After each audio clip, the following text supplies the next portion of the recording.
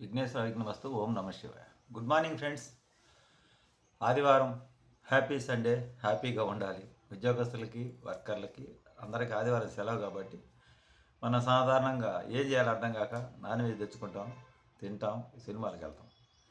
Topic ఏంటంటే, నేను ఈ నాన్ వెజ్ అనేది పూర్తిగా మనం చాలామంది మేము ఒక అలవాటుగా తెచ్చుకుంటున్నాం, కానీ ఆ తెచ్చుకున్న తర్వాత తిన్న తర్వాత పడే బాధ సామాన్యమైన విషయం కాదు. అనారోగ్య సమస్యలు ఎక్కువ వస్తాయి. గ్యాస్ ట్రబుల్ రావటం, కోపం పెరగటం, బీపీ పెరగటం, షుగర్లు పెరగటం. పిల్లకాయలకైతే అంత ఇబ్బంది ఏమి ఉండదు, కానీ నాన్ వెజ్ మానుకోమని చెప్పట్లేదు, కానీ దానివల్ల వచ్చే ఇబ్బందులు చెప్తున్నా.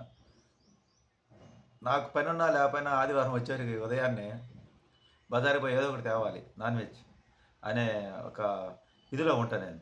2004 ముందు నేను సొంతంగా షాప్ పెట్టిన తర్వాత అది పూర్తిగా ఆపేశాను చాలా కాలం. ఎందుకంటే రోజు పూజ చేస్తూ పరిస్థితులు కఠినంగా ఉండి, ఈ కఠిన పరిస్థితుల నుంచి బయటపడాలంటే భగవంతుడా నేను ఇక నువ్వే దిక్కుని రోజు నిత్యం పూజ చేస్తూ ఉండేవాడిని. కొన్ని సంవత్సరాలు మానుకున్న దాన్ని. అప్పుడైతే చాలా ప్రశాంతంగా ఉంది. ఆ మానుకున్న తర్వాత నాకు 2005లో పొలం అమ్మడం, ఒక్కసారిగా డబ్బులు రావడం, అక్కడి నుంచి చిన్న చిన్న స్థలాలు వ్యాపారం అవి చేయటం, ఇంక విపరీతంగా నాన్ వెజ్ తిన్నాను. దీనివల్ల ఇంక అక్కడి నుంచి దేవస్థానాలకు వెళ్తున్నా కానీ భగవంతుడి మీద భక్తి అంతగా పెట్టలేకపోయావు వాస్తవం చెప్పాలంటే. భయం మీద భగవంతుడు అంటున్నా కానీ ఒక్కసారిగా మనకు అవకాశాలు, చేతికి డబ్బులు వచ్చేసరికి నా వెజిటేరియన్ మానుకొని రెగ్యులర్గా ఓవర్ చేసామన్నమాట. ఎప్పుడు బయట నుంచి బిర్యానీ తెచ్చుకోవడం, ప్రతిరోజు మార్చి రోజు పొరాటాలు, చికెన్ ఫ్రైలు తెచ్చుకోవడం, ఇంట్లో చేయించుకోవడం, ఇట్లా అదే పనిగా తినడం వల్ల నాకు ఆటోమేటిక్గా బీపీ ఎంటర్ అయిపోయింది. విపరీతంగా కోపం వస్తుంది. ప్రతి ఒక్కదానికి కోపం వస్తే ఏమైంది, స్నేహాలు దెబ్బతింటాయి, బంధుత్వాలు దెబ్బతింటాయి, వర్క్ పరంగా కూడా ఇబ్బంది. ఎవరైనా వర్క్ చేసుకున్నాడు దెబ్బకనేది తమాష కన్నా వాళ్ళ మీద గొడవ పెట్టుకునేవాడిని. దానివల్ల ఖాతాలన్నీ పోవడం మొదలైనవి.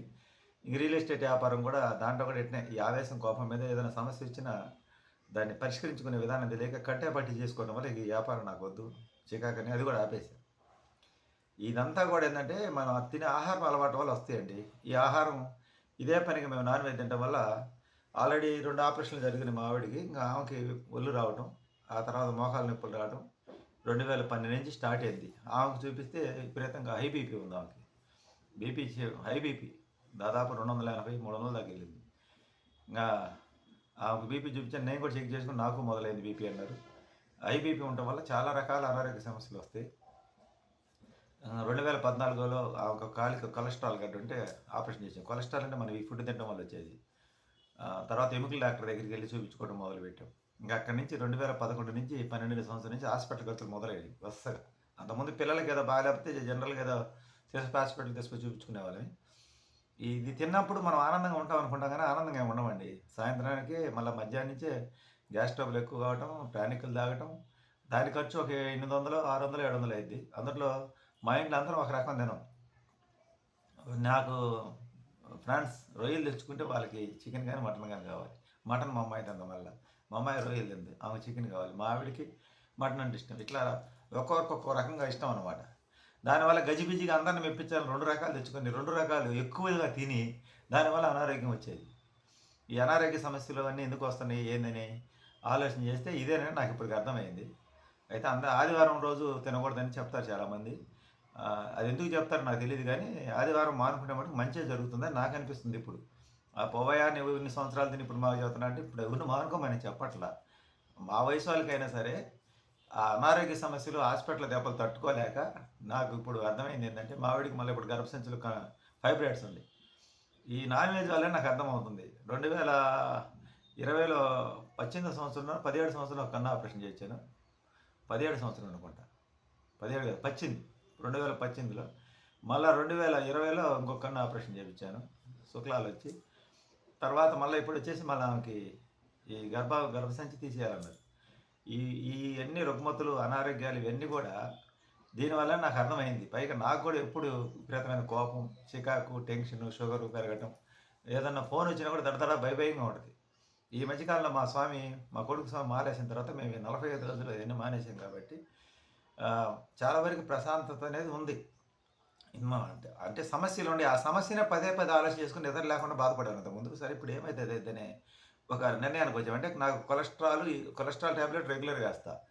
ఈ కొలెస్ట్రాల్ ట్యాబ్లెట్ కూడా ఈ మధ్య బడ్జెట్ ఎక్కువైంది నేను ఆపాను. మళ్ళీ తెచ్చుకొని వాడాలిలే. ఇవన్నీ వీటి వల్లే ఇబ్బంది అని నాకు అర్థమైంది. సండే రోజు అనవసరంగా మనం 700, 800 ఖర్చు పెట్టి మళ్ళా కొనుక్కొచ్చుకునే కొత్త అనారోగ్య సమస్యలని నాకు అర్థమైంది. అందువల్ల ఈ నాన్ వెజ్ అనేది ఆపేయడానికి నిర్ణయం చేసుకున్నాను. ఎన్ని రోజులు ఆపుతానో కూడా చెప్పలేను కానీ గట్టిగా చెప్పలేను. గుడ్డు ఒకటి ఉంచుకున్న ఆఫర్లు అంటే పూర్తిగా ఒక్కసారిగా ఏది ఆపలేమని. నాకు 2004కు ముందు ఇట్నే రత్నాకిలీలు, సిగరెట్ అప్పుడప్పుడు కొంచెం సరదాగా ఫ్రెండ్స్‌తో కలిసినప్పుడు అయి ఉండేవి. నేను వైపు మాలేసుకున్న తర్వాత ఫస్ట్ కిల్లీ ఒకటి మానుకున్నానండి. ఇంక తర్వాత దానికి సంబంధించిన అలవాట్లన్నీ పోయినాయి. అవి పోవాలంటే ముందు స్నేహాలు పోవాలి. అలా నాన్ వెజ్ కూడా మనం మానుకోవాలంటే దానికి సంబంధించినటువంటి ఆహ్, స్నేహాలు, బంధుత్వాలనేది మానుకోవాలి. అంటే నాకు ఆల్రెడీ ఎవరు లేరు. ఎక్కడికి పోయేది లేదు. అందువల్ల ఈ నిర్ణయం తీసుకున్నాం. ఒకసారి మేము మానుకున్నప్పుడు ఇట్నే మా ఇంటికి బంధువులొచ్చి "అదేం కాదులే ఇట్లా ఎంతమంది తినటం లేదు." కానీ నేను మళ్ళా స్టార్ట్ చేపిచ్చారు. అందువల్ల ఇంక ఇయన్నీ మానుకుంటే మంచిదని నేను నిర్ణయానికొచ్చా. ఆదివారం అయితే తినకూడదంట. ఎందుకు తినకూడదు ఏందనేది నేను కొన్ని రోజుల తర్వాత చెప్తా. ఎందుకంటే ముందు పరిశోధన చేయాలి కదా నేను. నాలో వచ్చిన మార్పులు పరిశోధన చేసి చెప్తా. సండే రోజు ఎందుకు తినకూడదని. దానివల్ల అది తిని అనారోగ్య సమస్యలు, ఈ బాధలు తెచ్చుకునే కన్నా అది మానుకోవడం మంచిది. హాస్పిటల్ ఖర్చులు ఎంత అవుతున్నాయంటే, ఈ సంవత్సరం మీరు నమ్ముతారో నమ్మరో, నాకు హాస్పిటల్ ఖర్చులు 2020 నుంచి 2018 నుంచి 14 నుంచి 14 కాదు 12 సంవత్సరం నుంచి సంవత్సరానికి హాస్పిటల్ ఖర్చు నా సంపాదనలో 40% పైన హాస్పిటల్‌కి పోతుంది. ఆరోగ్యశ్రీ కార్డులు, హెల్త్ కార్డులు ఇవి ఉన్నాయంటారు గానీ, మనం కొన్ని కొన్ని ఆపరేషన్‌లు చేసేటప్పుడు అయి మామూలుగా లేజర్ ట్రీట్మెంట్‌లు అయి చేయాలి. వాటికి అయి వర్తించవు. జనరల్‌గా మనం వాళ్ళ చేత్తో చేసేవే ఉంటాయి. ఆల్రెడీ ఎక్కువ ఆపరేషన్ చేయించుకున్న అలా చేపిస్తే మంచిది కాదని చెప్తున్నారు. అందువల్ల వాటిని ఉపయోగించుకుంటే తప్పనిసరి పరిస్థితి ఇంక ఏ దిక్కు లేకపోతే చేపించుకోవాలి తప్పదు. ఒకవేళ ఆప్షన్ ఉంటే. ఎందుకంటే నాకు కరోనా వచ్చినప్పుడు ఇంకే దిక్కు లేదు. నేను గవర్నమెంట్ హాస్పిటల్‌లోనే చేరా. ఇంక ఏది లేనప్పుడు ఏం చేస్తాం చేస్తాం కానీ అవకాశం ఉన్నంత వరకు ఇంట్లో ఆడవాళ్ళకి మటుకు ముందు బాగా చూసుకోవాలండి. ఎందుకంటే ఆ బరువంతా మన మీద పడిద్ది కాబట్టి. లేడీస్ విషయంలో జాగ్రత్త చూసుకోవాలి అని నా ఉద్దేశం. నేను నాన్ వెజ్ ఎందుకు మానుకోవాలనుకుంటున్నాను. సండే వచ్చిందంటే తప్పనిసరిగా తినాలని మన మైండ్‌లో ఒకటి సెట్ చేసుకుంటాం. ఆ సెట్ చేసుకోవడం వల్ల ఈ సమస్యలన్నీ వస్తాయి. మన అలవాట్లనేది కొన్ని మార్చుకుంటే ఆరోగ్యంగా బాగుంటామని. ఈ ఆలోచన విధానం మాకెందుకు వచ్చిందంటే మా కొడుకు మాలేసుకోవడం వల్ల ఇంక దీన్ని మార్చుకుందాం ఇంక ఈ విధానం వల్ల దీనివల్ల చాలా ఇబ్బంది పడుతున్నాం. మనకి ఎవరికి ఆరోగ్యాలు బాగుండడం పైగా మనకు సెట్ కావట్లేదు. నాకు ఎలర్జీ సమస్యలు ఉండే, షుగర్ ఉంది, బీపీ ఉందండి. ఇంకా ప్రశాంతంగా జీవనంగా జీవించాలంటే ముందు ఆహారపు అలవాటు మార్చుకుంటే మంచిదని నేనైతే ఈ నిర్ణయం తీసుకున్నాను. అందరిని అయితే తీసుకోమని చెప్పడం లేదు. దీనివల్ల ఎంత మార్పు జరిగిద్ది అనేది నేను రాబోయే కొన్ని రోజులు అలవాటు మానుకున్న తర్వాత వచ్చే సంవత్సరం వీడియోలో క్లుప్తంగా క్లియర్గా చెప్తా. మా వీడియో నచ్చితే లైక్ చేయండి, షేర్ చేయండి, సబ్స్క్రైబ్ చేయండి, సపోర్ట్ చేయండి. ఇది ఇంతసేపు చెప్పిన గర్వంటే మన మధ్య తరగతులకు హాస్పిటల్ ఖర్చులతో సగం గుల్ల అవుతున్నారు. బంధువుల వల్ల కొంత అయితే ఎత్తులపై వృత్తిపరంగా ఎదుర్కొనే సమస్యలు, ఆర్థిక సమస్యలు వాటిలో ఈ ఖర్చు ఎక్కువ ఉంది హాస్పిటల్ ఖర్చు. ఆ హాస్పిటల్ ఖర్చు పెట్టుకునేది మేలా, ఇది మానుకోవడం మేలా అనే దాని గురించి నేను వీడియో చేస్తున్నాను అంతే. Thank you friends. మా వీడియో నచ్చితే లైక్ చేయండి, షేర్ చేయండి, సబ్స్క్రైబ్ చేయండి, సపోర్ట్ చేయండి.